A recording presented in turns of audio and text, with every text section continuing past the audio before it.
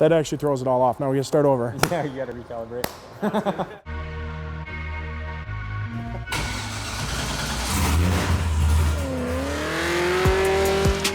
Hey everyone, welcome back to another fast feature here at MA Performance. Today we are live with Alec Robbins, Formula Drift Pro 2 driver, just took second place this last year. He's gonna run us through his car, the setup, hopefully a little bit about how he got into driving. He's rocking a Proving Ground shirt, so a little teaser there coming later. But yeah, I'm excited to have you here, man. Thanks for joining us. Yeah, thank you. So let's start with the car. Can you tell us a little bit about the car you brought today, the one you just campaigned last year? Obviously, I think you had it the year before as well, but give us a lowdown. Where'd it come from? What have you done to it? And tell us a little bit more about how it sits today. It's a 2005 Nissan 350Z. 350Z? Yep. Okay, and how long ago did you get it? We got it 3 years ago. So 2015 or 16? It would have been actually 17. We actually got the car as basically a bare chassis through slidegood.com. So we got the car from them. They bought it out of Chicago. It had been in a garage fire or something. So like the mirrors were all drooped down and the headlights were all drooped down and like everything was kind of melted on top, but like underneath. I don't fancy myself as an auto body expert, so like that's a project I would generally avoid. I think like, personally. You could tell like it was hot from the top down, but like the wheels were good. It still had air in the tires, all the brake lines. So it was melting the top of the car first? You could tell it was just heat on top, and it kind of like just got it like lukewarm, like microwaved it a little bit, but. Yeah, so... Yeah, I've heard you still got the original door handles on the car, right? The original door handles. We call the car crispy just because... You got it in a burnt. Yeah. That's good, I like that. So yeah, still got the crispy door handles on it, and we basically took it from there, stripped it all down, took all the melted parts off, you know, cut the quarter panels out, did fiberglass quarters and all that stuff, and yeah, kind of built it from there. It was just a bare shell, and we got it. So you purchased this car with the intent of going to FD2? Yep, it was always going to be just an FD car, so we got it, went straight to a bare shell, and up from there. So yeah, pretty cool story. Obviously you got this drift car and you're building that, but during that time you had a drift truck already, right? Yep, so the truck is a 1986 Nissan hardbody. It was originally my dad's truck. He bought it brand new back in '86, and it was my first vehicle. Once I turned 16, I got that thing. It just kind of started modifying it, piddling here and there, lowering it, doing sound system and like kind of high school mods. And right, started somewhere. Yeah, I think we all started in that same boat. So the first motor you put into it was a 350, like a Chevy, full bolt main. Okay, yeah. Small block Chevy with the auto 3-speed, and never really had the intent to really start drifting it. And just like burnouts. Yeah, just like do burnouts and like. Same deal. I started with an S10 and burnouts. That was where I got into it too. And you know, started kind of sliding street corners and like little stupid stuff like that. And then my first time like realizing like the potential of the truck was I went to Elko one time and I saw actually Andrew. Yeah, Andrew Cohen. So one of our fabricators, lead fabricator here. So he built the truck here, and yeah, I kind of like, I had an interest in drifting, you know, but then like seeing that kind of like put it in my mind like this vehicle could drift. Yeah, like, this is possible. So then I started going to like track days and stuff. The MA Performance Proving Grounds, that was my very first competition event, and that was in 2013, I think. Now you won, did you win the event or you won most? No, my very first event, I didn't even qualify. I like spun out both qualifying rounds and like. Good, I think everyone's on that same page. It took a few years to really get the truck dialed in. Being a truck, it's like very awkward and like does weird things. And so it took a few years of suspension tuning and things like that to really get it dialed in. But yeah, so we did that, and like the first year just kind of messed around with the automatic and 3-speed. Did that kind of thing, and then the following year is when we went LS with it and finally got a 6-speed and really. So the truck was, you were drifting that the first year with an automatic transmission? Yep. Yeah, like go into corners and rip the handbrake and it would kind of die a little bit. Bog out and then take off. Yeah, so. Once the torque converter catches up, So, and then, but yeah, after that first year, that's kind of when it like started to snowball into like a purpose-built drift truck, and we went with the LS and the 6-speed. And it's called an obsession, is what it's called. The dual caliper brackets, and like really started modifying it. I did the whole cage, and that's kind of like where I learned all my fabrication stuff and things like that. You know, didn't have the money to bring it anywhere to have stuff built, so I just kind of did it myself. Figure it out. Yep. Absolutely. And, so you had that truck kind of waiting behind the scenes, and you had, at this point, you'd started to run some events. Now you're running Proving Grounds for sure. What other events did you start to run? Because you eventually captured your FD2 license through Midwest Drift Union? Yep, so we did the Proving Grounds stuff. We kind of started winning that, like I think we won in 15 and 16 or something. And you know, that kind of opened my eyes, like, hey, I kind of like this competition stuff. Maybe I should like go try doing like competing with more people and like see kind of how we stack up. You know, like it's a pickup truck still, but I don't know, maybe it'll work. Maybe it'll work. So, it's worth a shot. Yeah, we signed up for MDU and started traveling. That's the Midwest Drift Union Pro-Am series. And so we hit our first event in St. Louis and qualified like third or fourth, and ended up fourth place. And we're like, oh, that was pretty sweet. You know, we got pretty lucky there. And then, you know, went to round 2 and we ended up on the podium there, and it kind of just kept going, and we ended up winning our championship the rookie year. So rookie year, you won the championship at MDU events, and top couple drivers at MDU get a pro license. So the top 3 get their Pro 2 license. Okay. Pro-Am series. So awesome. Well, yeah, I think we should probably next talk about the rundown on the car. I think Alec's really excited to show you guys what he's put into this. Like he said, he built the car himself. He's got a lot of blood, sweat, and tears into this. We're happy to support that. We're happy to be on board here. Let's go over and take a look at the car and walk through some of the modifications that are done to this 350Z to make it drift ready, not only for podium finishes in FD2, but hopefully, and maybe I'm speaking out of turn here, I don't know if you're taking the same car to FD1 next year, but wherever he goes in the future, hopefully this will take him where he needs to be. So yeah, I think we're gonna start at the front of the car, kind of work our way back. You can go through, tell us a little bit about the power plant, and yeah, run us through what's up with the car here, man. Yeah, so when we were building it, we really wanted to focus on simplicity and ease of maintenance. We stuck with the LS, factory LSA blower. We got Manley pistons and rods in it. What kind of boost does that blower put out then with the pulley setup? About 12 PSI. Okay. So we're right at about 650 wheel horsepower. I smelled it, it's on ethanol then. Yep. Is that E98 or E85? Yep, E98. There's a potent smell when it came in. It's good. I like it. So yeah, I mean it's mostly factory motor. We got all ARP bolts, factory unported heads. So it's still a 6-liter? Yep, 6-liter. And then the internal is Manley, so you got the Platinum Series pistons, you got the I-beam rods or H-beam rods? I-beams. Okay. Yep. So the bottom end's pretty stout. Oh yeah, yep, we don't have to worry about that. We were running, 2 years ago, we were running factory bottom end, and it's like every time you leave the line, it's like, oh God, please hold together. But yeah, now with the Manley stuff, we don't have to worry about anything. Thankfully, you all can get your own junkyard LS for quite cheap. Yep. This was built then by Sambeck Racing Development, right? Yep. One of your sponsors. Sambeck, built and tuned by them.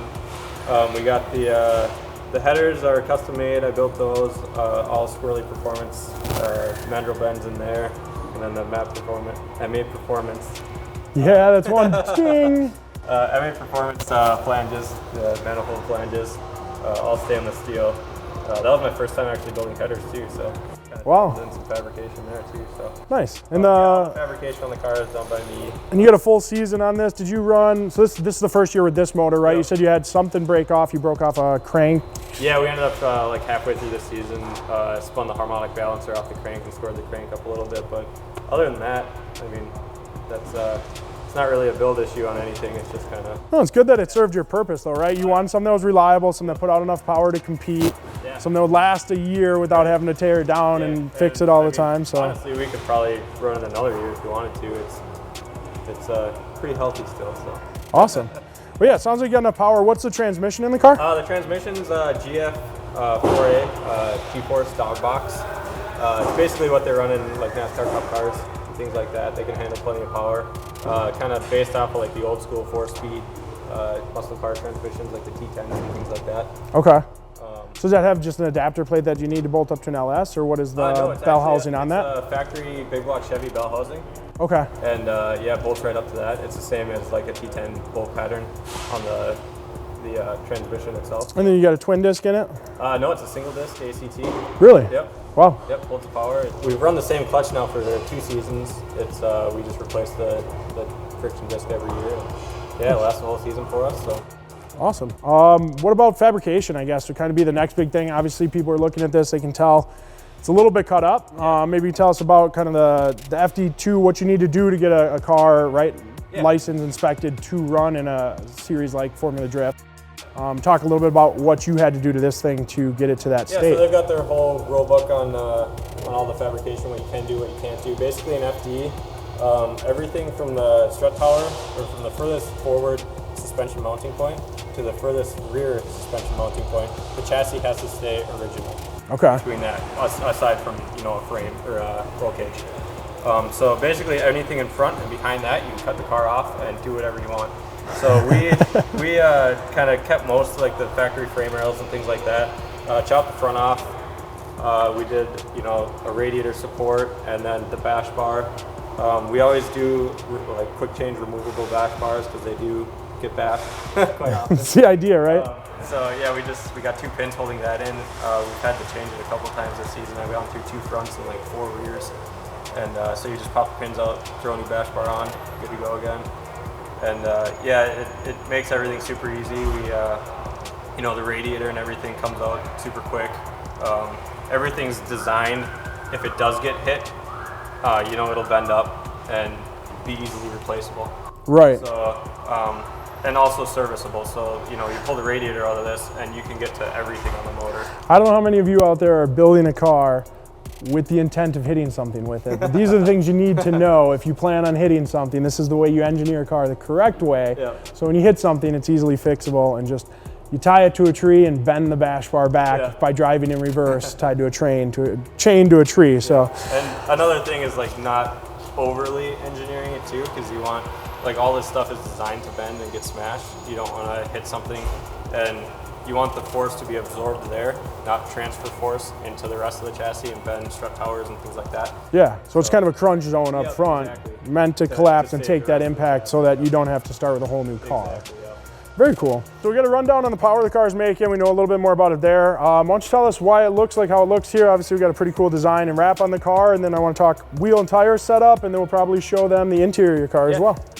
Yeah, so Blunt Wraps Graphics, they did the whole wrap, they did the whole design.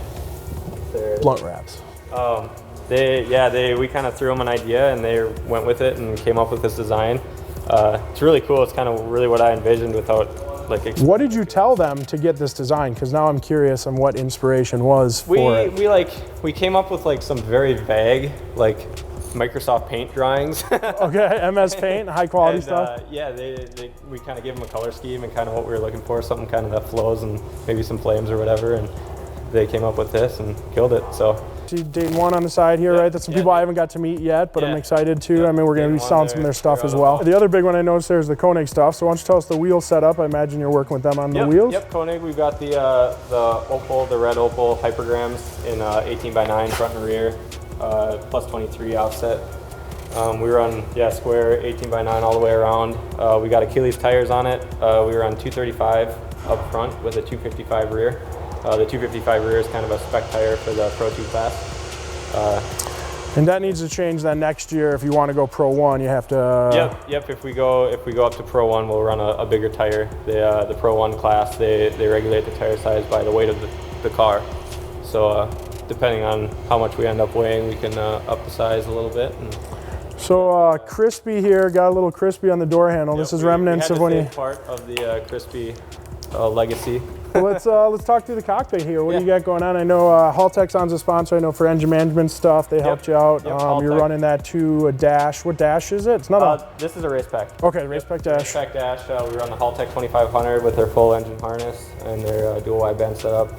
That's been working for us all year. So we got the Bridge Moto seats. We run all their safety equipment, harnesses, seats, safety suit, all of that.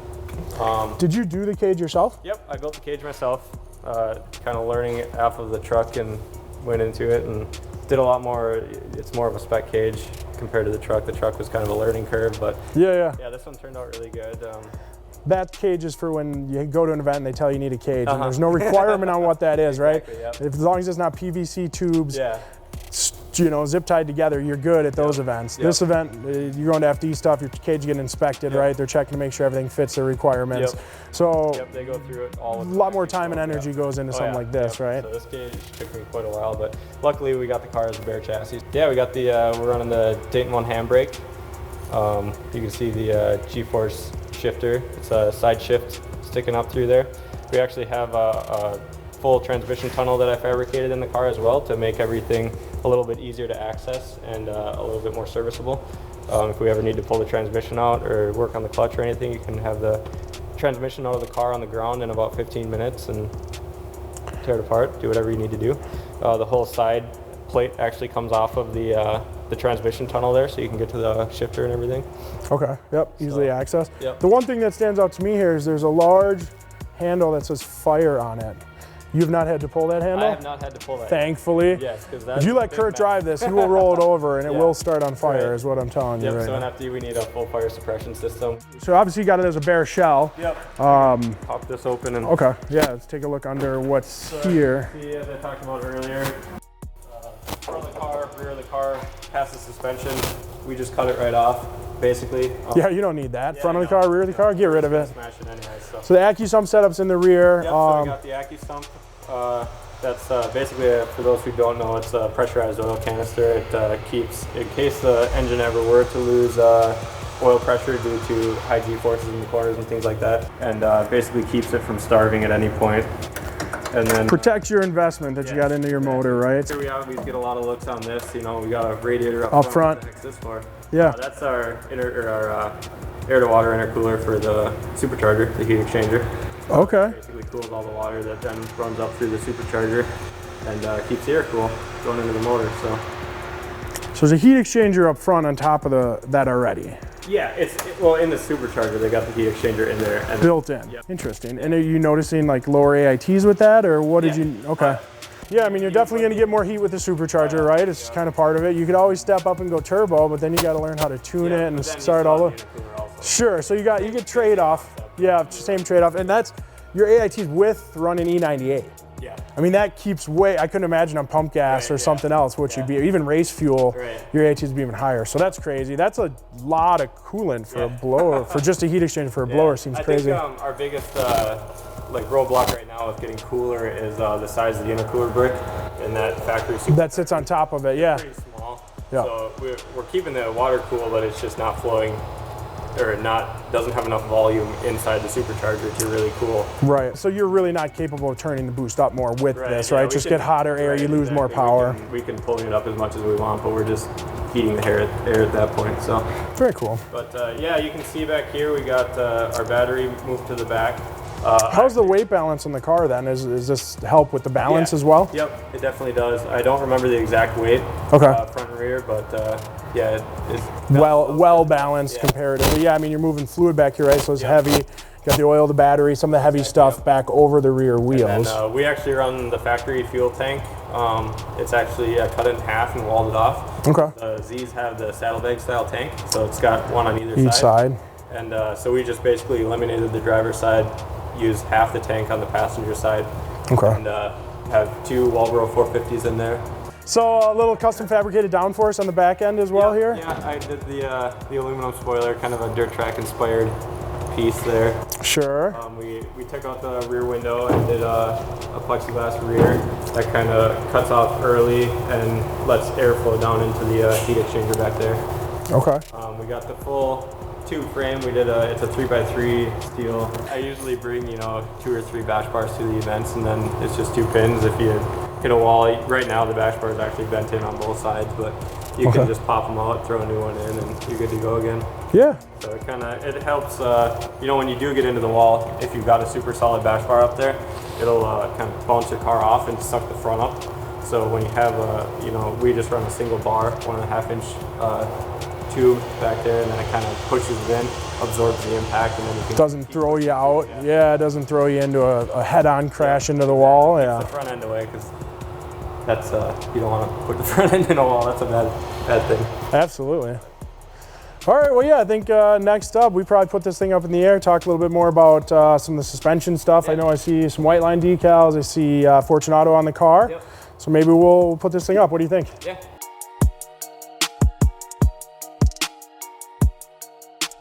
Yeah, so we run the full WiseFab front lock kit.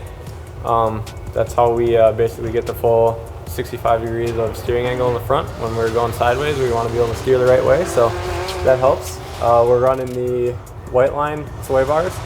We just threw those on the car this year, and that made it a whole new car. It helped a ton. You're running front and rear sway bars? Front and rear sway bars. And the end links from white line? Yep, the adjustable end links, and it made the car so much more predictable this year.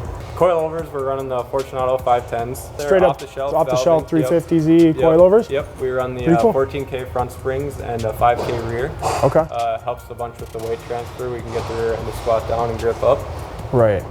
We run it's a factory steering rack. I actually cut and re-welded the subframe itself to move that rack forward. WiseFab, it actually comes with relocating outer end links, so it moves them forward. But we ran into the issue where we kept crashing basically and bending them. So in order to combat that, we just moved the rack forward and made my own tie rods to. It's pretty nice when you can fabricate your own stuff, right? It's nice to have that skill set for sure. And you got the headers that you made. Again, you said you made these with some Squirrely Performance bends. Yep, that's correct. It looks like just a couple headers come back to some flex sections and then into, this is oval now, but this started as round pipe. Started off as round. As you can see, the whole car kind of got scraped up a little bit, tore some of this stuff. I see our V-bands. Yeah, I'm kind of excited. The squirrely stuff's really hanging out. I mean, even the flex sections are kind of hanging in there for being that abused. Yeah, they're still sealing, so perfect. To them. But yeah, it goes into a dual 3-inch, and then we got a 4-inch oval back. Per FD rules, you have to go back past the rear axle, so we're about a couple inches past that, and then it just dumps right there. We're running, these are actually brand new Dayton 1 rear control arms. We got the toe and camber arms. All those look nice. Yeah, they're all billet, fully adjustable. Those have worked really well for us. Stock 350Z axles. So you go to Napa and you buy the axle with the unlimited lifetime. You gotta go to Nissan and get the Nissan axles. You gotta get the Napa ones because there's a lifetime warranty, and you just buy 2, and when you break one, you swap it out, and then you always have an extra one. Basically an axle sponsor, yeah. An axle sponsor. Exactly. But maybe the OEM one's maybe better in this case. We've got 3 years on these axles. And that's surprising. So it's lasting. I always bring spares to the events, and fingers crossed, and they haven't let me down yet. So. Anything else we should know underneath the car that you've done to it? I mean, it looks pretty standard, right? I mean, it's very dirty under here. This is a full season's worth of FD grime. Stock differentials, we just run welded differentials. We just got a couple different ratios in there that we just swap out whole diffs. Depending on what track you're at. Exactly. Much easier to change your rear diff than the gears in the G-Force. Yep. Did you do any brake system upgrades at all? Are you factory brakes still? These are the factory Brembo Nissan brakes. Just buy a 350Z, guys. That's all you need. Jump in it and go to FD. Yeah, now we've seen a little bit underneath the car. You've told us about the power, transmission. I want to hear more about what you're going to do with it next year and kind of what your aspirations are. As we kind of hinted at earlier, this guy here finished 2nd overall last year in Pro Drift 2, Formula Drift Pro 2. Excited for you. Definitely your first podium finish ever, right? And Formula Drift as well came this season. So we want to ride that momentum into the next year. Tell us a little bit more about what you're going to do to the car and how that looks for you guys as a family and a race team next year. Yeah, so next year we're going to try and push a little more power out of it. Lower this guy down while we're talking here, guys. I want to jump into that 800 wheel horsepower range. How much? 800. So you're at 650 now? Yep, so another couple hundred more. Just a couple hundred. Just a few hundred. At least the bottom end's good for it. And how do you plan to do that? You got a couple options? We're going to just basically try and run more boost through it, more air, more power. And yeah, it shouldn't be too hard. Like you said, we got the bottom end for it. The manly pistons and rods, they're not even flinching at this setup. So right. Throw a little more power at it. Maybe get obviously a bigger tire on the rear. We're going to change some gearing, get more gearing options in the back, and we should be pretty set after that. It's a very capable car this year, so very comfortable with it, and I think it's pretty much ready. So yeah, I think on a Pro 1, power-wise, you might be a little bit of an underdog, even at 850, right? Yeah, I think average is pushing 1,000 this year. So yeah, most of the other drivers, right? It's up there. It's pretty wild up there. So awesome. Well, we got the car down, obviously. You want to go take for a drive? Oh yeah. Let's go rip some skids, guys.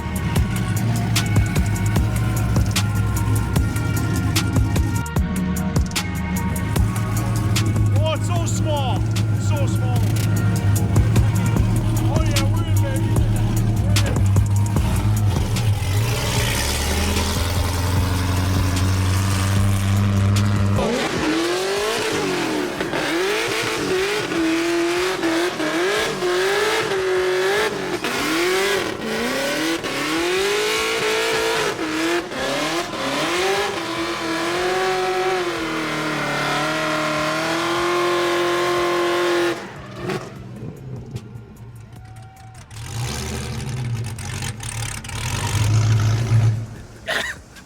Fine. Look at my phone though. Can you see it?